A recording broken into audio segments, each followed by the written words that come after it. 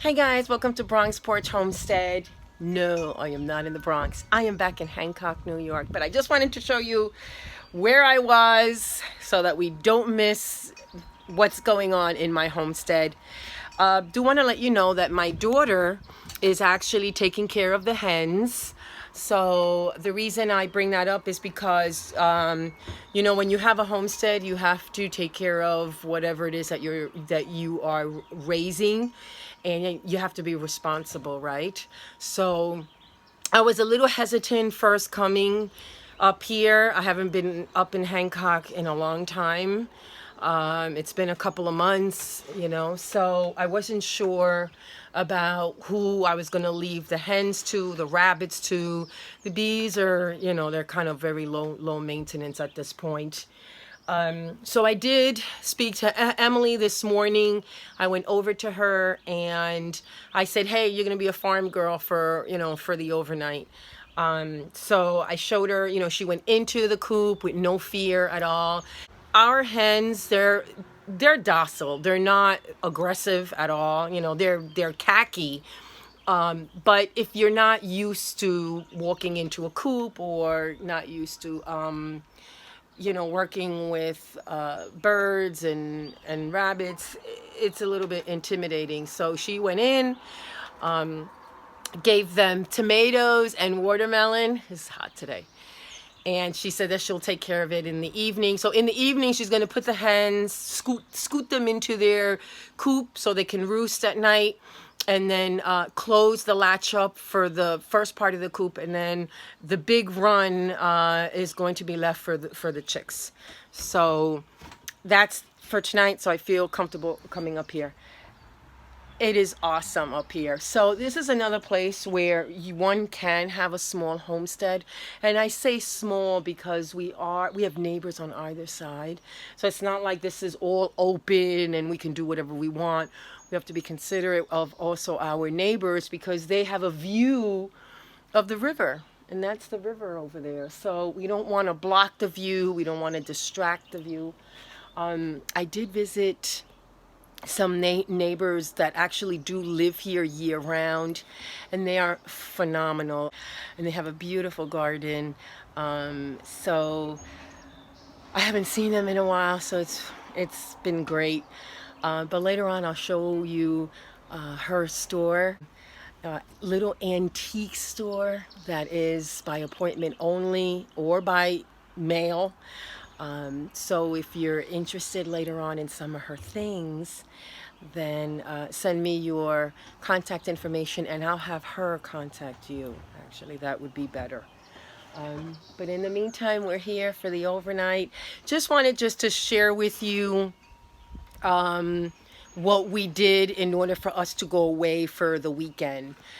Our hens, to be honest, they can probably go without having someone take care of them for a few days because of the 5-gallon setup that we have. If we would have 2 of the 5-gallon, it would probably be an entire week. So hens are very easy to take care of. I bought my neighbors here in Hancock some eggs. I bought them seedlings. It's always good to, be neighbors with your neighbors.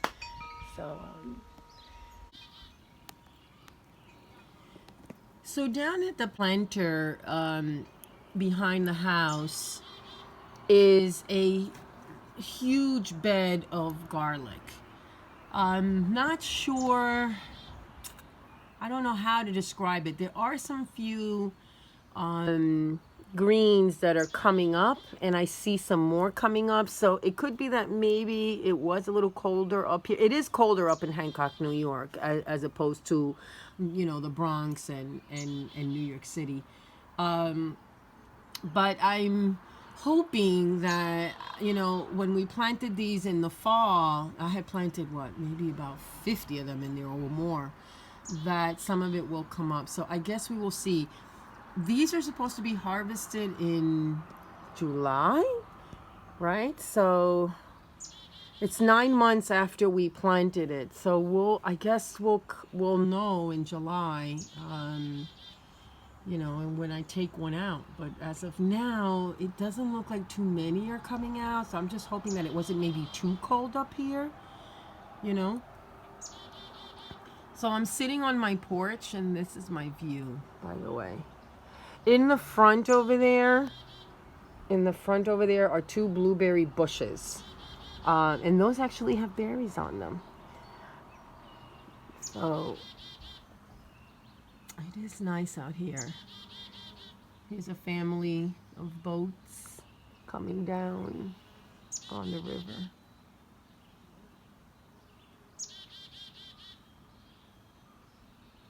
Yeah, and they're fishing.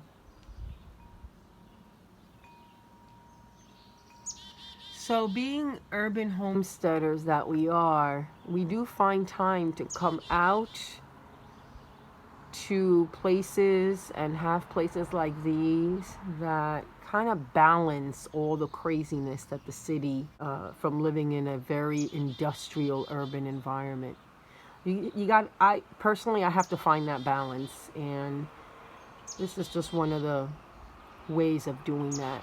Coming out here, you could probably get yourself a small house without breaking the bank. I mean, we had to put a lot of work into this little dollhouse, but it was certainly well worth it. Here's the planter that we planted all the garlic in. So as you can see, we have some things growing. There is some greenery that's coming up. So I'm not sure if that is the garlic. This is kale, actually. This here is kale. Let's see, we have these here, this here. We have other little things that are coming up that could just be weeds. So I'm not sure. I mean, I didn't plant them deep, but I didn't plant them on top either. So not sure what we're going to get out of this garlic planter. So this is my neighbor's little area, and I just wanted to show a reclaimed floor plank where horses would stand. My neighbor made it into an outdoor table. That is so cool. The stools seem like they were bought, but the plastic on them, those are shower caps. So that's an awesome hack. I thought that was really neat. You know, you get creative out here. So I'm taking a little break from the Hancock house for a little while, and I'm in my neighbor's by appointment only store. This is like a upcycle thrift store, and it is amazing. It is fabulous. She has been making these awesome snow characters, and they're all handmade. Look at this. Beautiful stuff. It's just gorgeous in here.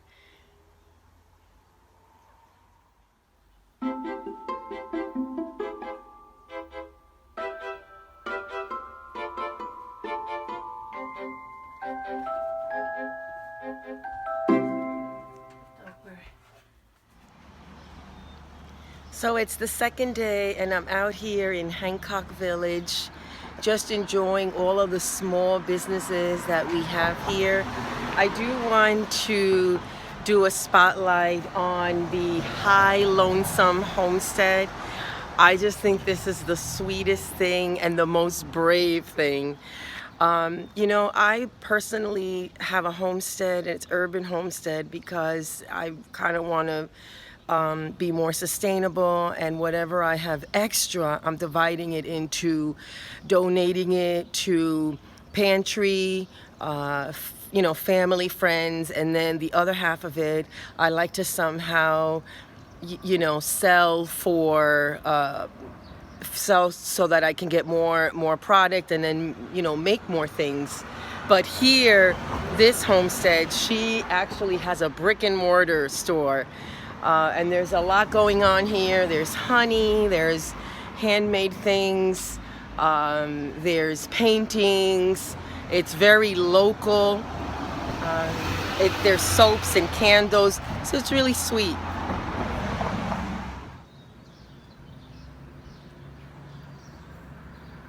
Such a sweet little village to to just walk around and support. So I'm enjoying the little bit of time that we have left out here from Hancock, New York. But I do want to show the backyard a little bit more. So this is our little backyard from the house. It's under a huge tree. It's a beautiful tree, provides shade. The only thing we do have planting behind the house is the green planter you see, and that we have garlic in there, and then we have the 2 bushes.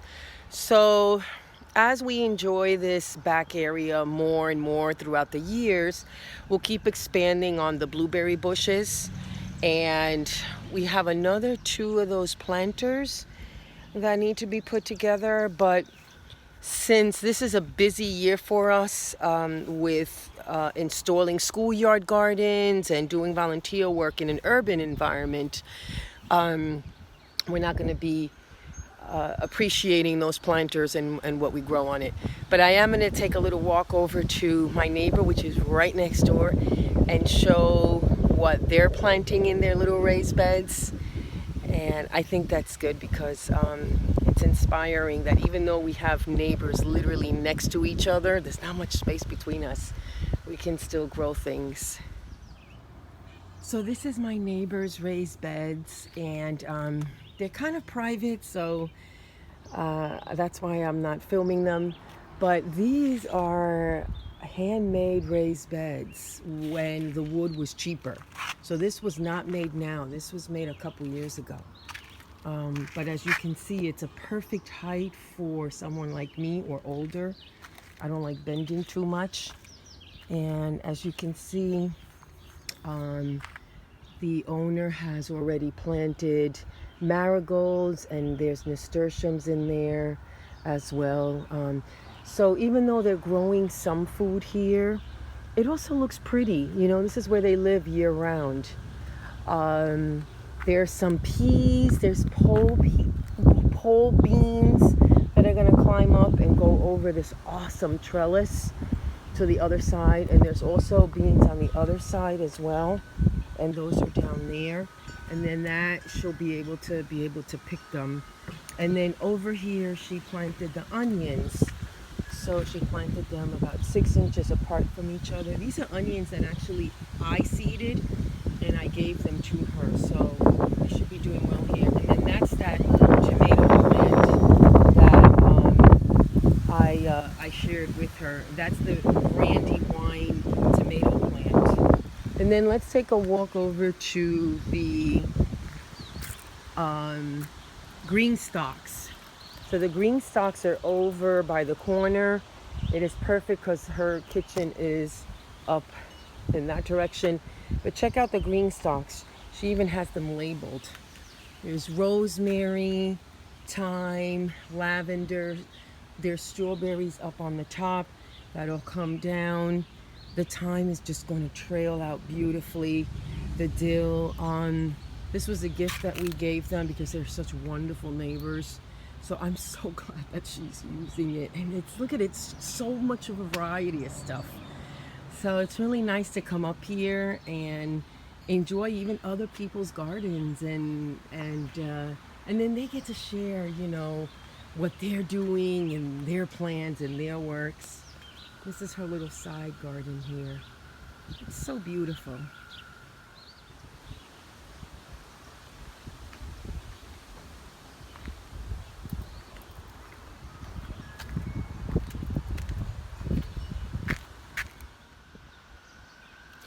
I'm going to end this video here because the last couple of hours I do want to spend it underneath the big tree, sitting on the grass and having barefoot right on the grass.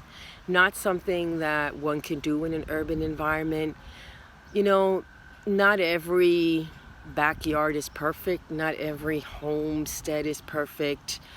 Housing comes in all different shapes and forms. But one thing that we all have in common, I think, because I lived in an apartment as well as a house, and even being out here, is you can always grow something somewhere, somehow. And that's what's so awesome about the will and the want to continue to grow food and trying to be more sustainable. So no environment is, I think, better than another one depending on what you want, right? What I want. In this case, I don't want cows. I am past the cow stage. So for me, having a farm or having a big area where I can have livestock, well, that's not perfect for me, you know? This is perfect for me because I still have nature. I still have neighbors that are actually growing more than I am back here. But what's more important is that I have the opportunity to grow later when I'm here a lot more. So whether it's on a windowsill, you know, I can think about growing food that is container friendly, and that's enough. And you know, personally, I've cut down on my eating. I don't need to eat 4 or 5 times a day, and I certainly don't need to fill up my entire platter with food. So I just need enough food to enjoy the food and to feed my organs and have me, you know, keep doing what I'm doing. So I'm going to write in my journal, I'm going to drink my coffee, and I am going to tell whoever is listening out there, see you the next time.